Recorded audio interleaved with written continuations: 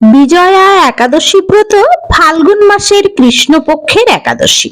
7ই March বৃহস্পতিবার বিজয়া একাদশী ব্রত পালন করতে হবে। বিজয়া একাদশী ব্রত মাহাত্ম্য কথা। স্কন্দ পুরাণে এই একাদশী মাহাত্ম্য এইভাবে বর্ণিত আছে।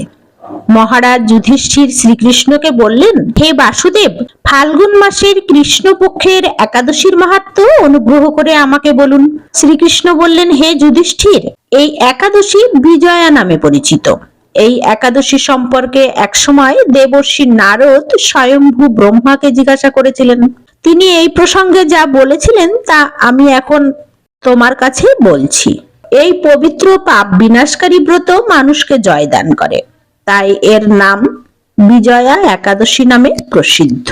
যে মানুষ এই ব্রত পালন করেন তার এই জগতে জয়লাভ এবং পরজগতে অক্ষয় সুখ লাভ নিশ্চিত।